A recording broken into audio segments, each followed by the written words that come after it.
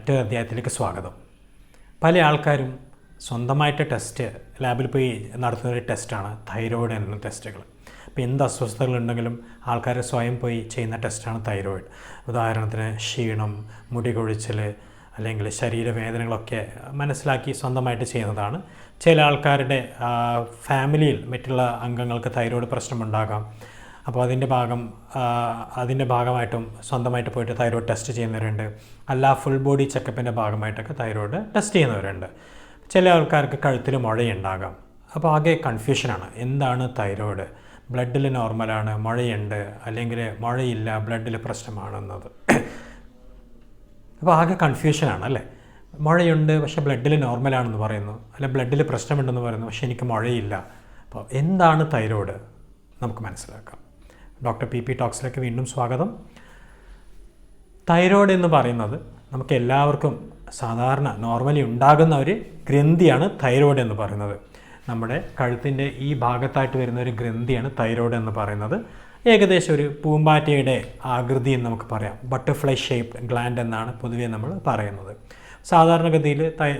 സാധാരണഗതിയിൽ തൈറോയ്ഡ് നമുക്ക് മനസ്സിലാക്കാൻ പറ്റില്ല. അതിൻ്റെ നോർമൽ സൈസ് ആകുമ്പോൾ നമുക്കിവിടെ മനസ്സിലാക്കാൻ പറ്റില്ല. അപ്പോൾ നമ്മുടെ കഴുത്തിലുള്ളൊരു ഗ്രന്ഥിയാണ് തൈറോയ്ഡ് എന്ന് പറയുന്നത്. ഈ തൈറോയ്ഡ് ഗ്രന്ഥിയിൽ നിന്നാണ് നമ്മുടെ ശരീരത്തിന് ഒട്ടേറെ ആവശ്യമുള്ള ഹോർമോൺ വരുന്നത്. ഏറ്റവും സാധാരണമായിട്ട് നമ്മൾ പറയുന്നത് T4 ഹോർമോൺ, T3 ഹോർമോൺ എന്നിവയൊക്കെയാണ്. അപ്പോൾ തൈറോയ്ഡ് ഹോർമോൺ നമ്മുടെ എല്ലാവിധ പ്രവർത്തനങ്ങൾക്കും, നമ്മുടെ കോശങ്ങളുടെ എല്ലാവിധ പ്രവർത്തനങ്ങൾക്കും, നമ്മുടെ ഗർഭാവസ്ഥയിലുള്ളപ്പോൾ നമ്മുടെ വളർച്ചയെ നിയന്ത്രിക്കാനും നമ്മുടെ ബുദ്ധിവികാസത്തെ നിയന്ത്രിക്കാനും ഒക്കെ ഈ ഹോർമോൺ നമുക്ക് വളരെ അത്യാവശ്യമാണ്. അതുപോലെ ശരീരത്തിൻ്റെ വളർച്ച, ശരീരത്തിന് മറ്റുള്ള ഹോർമോണുകളുടെ പ്രവർത്തനം, ഇതൊക്കെ നിയന്ത്രിക്കാൻ വളരെ പ്രധാനപ്പെട്ട ഒരു ഹോർമോൺ തന്നെയാണ് തൈറോയ്ഡ് ഹോർമോൺ എന്ന് പറയുന്നത്. അപ്പോൾ തൈറോയ്ഡിൻ്റെ ഗ്രന്ഥിയുണ്ട്. ആ ഗ്രന്ഥിയിൽ നിന്നാണ് തൈറോയ്ഡ് ഹോർമോൺ വരുന്നത്. അപ്പോൾ ഹോർമോൺ നമ്മൾ രക്തത്തിൽ അളന്നിട്ടാണ് ഹോർമോണിൻ്റെ അളവ് നോക്കുന്നത്. ഈ ഗ്രന്ഥിയിൽ വരുന്ന ആകൃതിയുടെ വ്യത്യാസങ്ങൾ, ഗ്രന്ഥി കൂടുതൽ വളർന്നൊക്കെ വരുമ്പോഴാണ് അത് കഴുത്തിൽ മുഴയായിട്ട് വരുന്നത്. അപ്പോൾ ഈ കഴുത്തിൽ മുഴ വരുന്ന അവസ്ഥ തന്നെയാണ് നമ്മൾ ഗോയിറ്റർ എന്ന് പറയുന്നത്. അതായത് നല്ലൊരു വലിപ്പത്തിലുള്ള തൈറോയ്ഡിൻ്റെ മുഴയാണ് നമ്മൾ ഗോയിറ്റർ എന്ന് പറയുന്നത്. പല ആൾക്കാർക്കും ഗോയിറ്റർ ഉണ്ടാകാം, പക്ഷേ രക്തത്തിൽ ഹോർമോണിൻ്റെ അളവ് നോർമലായിരിക്കാം. ഓക്കെ, അവിടെ മുഴയുണ്ട്, പക്ഷേ രക്തത്തിൽ ഹോർമോണിൻ്റെ അളവ് നോർമലാണ്. മറ്റു ചിലർക്ക് മുഴയുണ്ടാകാം, അതിൻ്റെ കൂടാതെ രക്തത്തിൽ ഹോർമോണിൻ്റെ അളവിൽ വ്യത്യാസമുണ്ടാകാം. അതായത് ഹോർമോണിൻ്റെ അളവ് കുറവായിരിക്കാം അല്ലെങ്കിൽ കൂടുതലായിരിക്കാം. മറ്റു ചിലർക്ക് കഴുത്ത് നോർമലാണ്, അവിടെ മുഴയൊന്നുമില്ല, പക്ഷേ രക്തത്തിൽ ഹോർമോണിൻ്റെ അളവ് കൂടുതലായിരിക്കാം, അതേപോലെ ചിലപ്പോൾ കുറവായിരിക്കാം. അപ്പോൾ ഇത്രയൊക്കെയാണ് തൈറോയ്ഡിൽ വരാവുന്ന പ്രശ്നങ്ങൾ. അപ്പോൾ മുഴയുണ്ടാകാം, ഹോർമോണിൻ്റെ പ്രശ്നങ്ങളുണ്ടാകാം. ഹോർമോൺ കൂടുതലായിട്ട് വരാം, ഹോർമോണിൻ്റെ അളവ് കുറവായിട്ടും വരാം. ഏറ്റവും സാധാരണമായിട്ട് എല്ലാവരും ചെയ്യുന്ന ഒരു ടെസ്റ്റാണ് TSH എന്ന് പറയുന്നത്, തൈറോയിഡ് സ്റ്റിമുലേറ്റിംഗ് ഹോർമോൺ. TSH എന്നാണ് ടെസ്റ്റിന് പറയുന്നത്. അപ്പോൾ പല ആൾക്കാർക്കും കൺഫ്യൂഷനാണ്. ഇപ്പോൾ ഡോക്ടറെ അടുത്ത് പോകുമ്പോൾ TSH 10 ഉണ്ട്, 20 ഉണ്ട്, അപ്പോൾ ഡോക്ടർ പറയുന്നത് ഹോർമോൺ കുറവാണ് എന്ന്. അപ്പോൾ എല്ലാവരും കൺഫ്യൂഷനാണ്. ഇത് 10ഉം 12ഉം ഒക്കെ ഉണ്ടല്ലോ, അപ്പോൾ ഇത് കൂടുതലല്ലേ എന്നുള്ളത്. അപ്പോൾ മനസ്സിലാക്കുക, TSH എന്ന് പറയുന്നത് തൈറോയിഡ് സ്റ്റിമുലേറ്റിംഗ് ഹോർമോൺ എന്നാണ്. അതായത് തൈറോയ്ഡ് ഗ്രന്ഥിയെ ഉത്തേജിപ്പിക്കുന്ന ഒരു ഹോർമോണാണ് TSH. ഈ TSH വരുന്നത് നമ്മുടെ തലച്ചോറിൽ തന്നെയുള്ള പിറ്റ്യൂട്ടറി എന്ന് പറയുന്ന ഒരു ഗ്രന്ഥിയിൽ നിന്നാണ്. അപ്പോൾ ഈ പിറ്റ്യൂട്ടറി പറയുന്ന ഗ്രന്ഥിയിൽ നിന്ന് TSH വരുന്നു. ആ TSH ഹോർമോണാണ് തൈറോയ്ഡ് ഗ്രന്ഥിയെ ഉത്തേജിപ്പിക്കുന്നത്. അപ്പോൾ നമ്മളൊന്ന് ആലോചിച്ച് നോക്കുക, തൈറോയ്ഡ് ഗ്രന്ഥി തീരെ പ്രവർത്തിപ്പിക്കുന്നില്ല. അപ്പോൾ എന്ത് പറ്റും? TSHൻ്റെ അളവ് കൂടും. പിറ്റ്യൂട്ടറി കരുതും തൈറോയ്ഡ് അവിടെ മടി പിടിച്ച് ഉറങ്ങിക്കിടക്കുകയാണ്, ഞാൻ കൂടുതൽ TSH ഉണ്ടാക്കി തൈറോയ്ഡ് ഗ്രന്ഥി നമുക്ക് ഉത്തേജിപ്പിച്ച് നോക്കാം, അപ്പോൾ TSH കൂടും. അതേപോലെ മറിച്ച് ആലോചിച്ച് നോക്കുക, തൈറോയ്ഡിൻ്റെ ഹോർമോൺ ആവശ്യത്തിലും കൂടുതലാണ്. അപ്പോൾ പിറ്റ്യൂട്ടറി കരുതും തൈറോയ്ഡ് കൂടുതലായിട്ട് പ്രവർത്തിക്കുകയാണ്, അപ്പോൾ ഞാൻ ഇത്രയും TSH ഉണ്ടാക്കി തൈറോയ്ഡിനെ ഗ്രന്ഥിയെ ഉത്തേജിപ്പിക്കേണ്ട കാര്യമില്ല, അപ്പോൾ TSHൻ്റെ അളവ് കുറയും.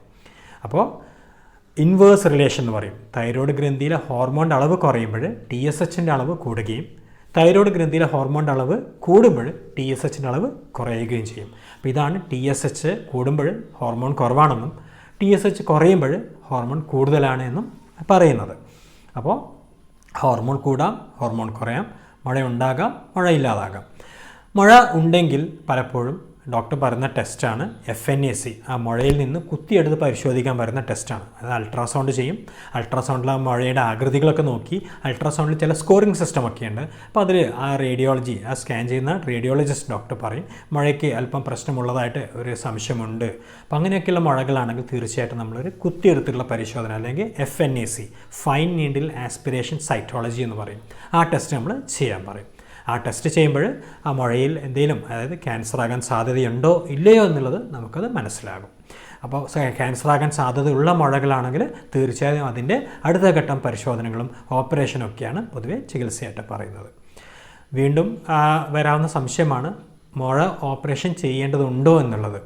അപ്പോൾ ഞാൻ ഈ പറഞ്ഞതുപോലെ മുഴ ക്യാൻസർ ആണ് എന്നുള്ളൊരു സംശയം നല്ല രീതിയിലുണ്ട്, FNACയിലും ക്യാൻസർ തന്നെയാണ് എന്ന് പറയുകയാണെങ്കിൽ തീർച്ചയായിട്ടും നിർബന്ധമായിട്ടും നമ്മൾ ഓപ്പറേഷൻ ചെയ്ത ഗ്രന്ഥിയെ നീക്കം ചെയ്യേണ്ടതുണ്ട്. അല്ല മറിച്ച് ഇത് ക്യാൻസർ ആകാനുള്ള സാധ്യത തീരെ ഇല്ല അങ്ങനെയാണെങ്കിൽ ആ വ്യക്തിക്ക് തീരുമാനിക്കാം ഓപ്പറേഷൻ ചെയ്യണോ വേണ്ടയോ. പലപ്പോഴും കഴുത്തിൽ വലിയൊരു മുഴ ഒരു അഭംഗി തന്നെയാണ്, പല ആൾക്കാരും അത് നീക്കം ചെയ്യാൻ തന്നെ താല്പര്യപ്പെടുന്നുണ്ട്. അല്ല, പലപ്പോഴും ആ മുഴ അകത്തോട്ട് വളർന്നിട്ട് നമ്മുടെ വായു സഞ്ചരിക്കേണ്ട പൈപ്പിനെ, എയർ പൈപ്പിനെ അമർത്തുകയും അവിടെ ചില പ്രശ്നങ്ങൾ ഉണ്ടാവുകയോ അല്ല എങ്കിൽ മുഴ നമ്മുടെ നെഞ്ചിനകത്തോട്ട് വളരുകയോ ഒക്കെ ചെയ്യും. അങ്ങനെയാണെങ്കിലും തീർച്ചയായിട്ടും അത് ഓപ്പറേഷൻ ചെയ്ത് മാറ്റുന്നത് തന്നെയാണ് നല്ലത്. പിന്നെ അടുത്ത സംശയം വരുന്നതാണ് തൈറോയിഡിൻ്റെ മരുന്ന് എക്കാലവും കഴിക്കണ്ടേ എന്നുള്ളത്. ഏറ്റവും സാധാരണമായിട്ടുള്ള സംശയമാണ് മരുന്ന് തുടങ്ങിക്കഴിഞ്ഞാൽ എക്കാലത്തും കഴിക്കണ്ടേ എന്നുള്ളത്. അപ്പോൾ തൈറോയിഡിൻ്റെ മരുന്ന് തൈറോയിഡിൻ്റെ മരുന്ന് എന്താണെന്ന് മനസ്സിലാക്കുക. മരുന്ന് എന്നുള്ളത് നമ്മൾ ഹോർമോൺ, ബാഹ്യമായിട്ട് ആ ഹോർമോണിനെ നമ്മൾ റീപ്ലേസ് ചെയ്യണം. അതായത് ആ വ്യക്തിയുടെ ശരീരത്തിൽ ഹോർമോൺ കുറവാണ്, അപ്പോൾ ആ ഹോർമോണിനെ നമ്മൾ ബാഹ്യമായിട്ട് റീപ്ലേസ് ചെയ്യണം. അപ്പോൾ ആ തൈറോയിഡിൻ്റെ പ്രവർത്തനം അല്ലെങ്കിൽ തൈറോയിഡിൻ്റെ ഹോർമോൺ നമുക്ക് ജീവിതകാലം മൊത്തം ആവശ്യമുള്ളതാണ്. നമ്മുടെ ശരീരത്തിൻ്റെ എല്ലാ പ്രവർത്തനത്തെയും നിയന്ത്രിക്കാൻ ആവശ്യമുള്ളൊരു ഹോർമോണാണ്. അതുകൊണ്ട് തന്നെ നമ്മൾ ജീവിതകാലം മൊത്തവും തൈറോയിഡിൻ്റെ മരുന്ന് തീർച്ചയായിട്ടും അങ്ങനെയുള്ള അവസ്ഥയാണെങ്കിൽ തുടർച്ചയായിട്ട് കഴിക്കേണ്ടി വരും. പലപ്പോഴും ഈ തൈറോയിഡ് എന്ന് പറയുന്നത് ഏറ്റവും സാധാരണമായിട്ട് ഇപ്പോഴേ കാണുന്നത് തൈറോയിഡ് ഗ്രന്ഥി നമ്മുടെ ബോഡി തന്നെ നശിപ്പിച്ച് കളയുന്ന ഒരു അവസ്ഥയാണ്. തൈറോയിഡൈറ്റിസ് എന്ന് പറയും.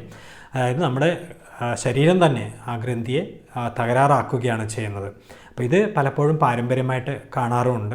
സഹോദരികൾക്കുണ്ടെങ്കിൽ മറ്റുള്ള സഹോദരികൾക്കുണ്ടാകാം, അമ്മയ്ക്കുണ്ടെങ്കിൽ മകൾക്കൊക്കെ ഉണ്ടാകാനുള്ള സാധ്യത കൂടുതലായിട്ട് കാണുന്നുണ്ട്. ഈ പറഞ്ഞൊരവസ്ഥ സ്ത്രീകളിലാണ് കൂടുതലായിട്ടും കാണപ്പെടുന്നത്. അതുകൊണ്ട് തന്നെയാണ് പലപ്പോഴും ഒരുപാട് സ്ത്രീകളെ കാണുമ്പോൾ അവർ തൈറോയിഡിനുള്ള മരുന്ന് കഴിക്കുന്നതായിട്ടൊക്കെ പറയുന്നത്. പുരുഷന്മാരെക്കാളും കൂടുതൽ ഒരുപക്ഷെ സ്ത്രീകളായിരിക്കും നിങ്ങൾ കാണുന്നത്. ഇതുകൊണ്ടാണ് ഈ പറഞ്ഞൊരു ഹാഷിമോട്ടോസ് തൈറോയിഡൈറ്റിസ് എന്ന് പറയും. ഇത് സ്ത്രീകൾക്കാണ് കൂടുതലായിട്ടും കാണുന്നത്. അപ്പോൾ ഇങ്ങനെയുള്ളൊരവസ്ഥയാണെങ്കിൽ തീർച്ചയായിട്ടും നമ്മൾ ഹോർമോണാണ്, അത് ബാഹ്യമായിട്ട് നമ്മൾ സപ്ലിമെൻറ്റ് ചെയ്യുകയാണ്. നമ്മുടെ ശരീരത്തിൻ്റെ പ്രവർത്തനത്തിന് ആ ഹോർമോണിൻ്റെ ആവശ്യം കണ്ടറിഞ്ഞിട്ടാണ് നമ്മൾ റീപ്ലേസ് ചെയ്യുന്നത്. അപ്പോൾ പലപ്പോഴും ഈ ഗ്രന്ഥി പൂർണ്ണമായിട്ടും പ്രവർത്തിക്കാത്തത് കൊണ്ട് നമ്മൾ എപ്പോഴാണോ ഹോർമോൺ മരുന്ന് എടുക്കുന്നത് നിർത്തുന്നത്, തൈറോയിഡിൻ്റെ ഹോർമോൺ നമ്മുടെ ശരീരത്തിൽ കുറഞ്ഞു വരികയും ചെയ്യും. മറിച്ചുള്ളൊരവസ്ഥയും വരാം, തൈറോയിഡിൻ്റെ ഹോർമോൺ കൂടുതലായിട്ടുള്ളൊരവസ്ഥ വരാം. അങ്ങനെയാണെങ്കിൽ നമ്മൾ തൈറോയിഡിൻ്റെ ഹോർമോൺ കുറയ്ക്കാനുള്ള മരുന്നുകളാണ് കൊടുക്കുന്നത്. ഇതിനും ഒരുപാട് രീതിയിലുള്ള ചികിത്സകൾ വരാം. അതായത് ഗ്രന്ഥിയുടെ പ്രവർത്തനങ്ങളൊക്കെ മനസ്സിലാക്കിയിട്ടാണ് ഇതിൻ്റെ ചികിത്സകൾ പിന്നെ നിശ്ചയിക്കുന്നത്.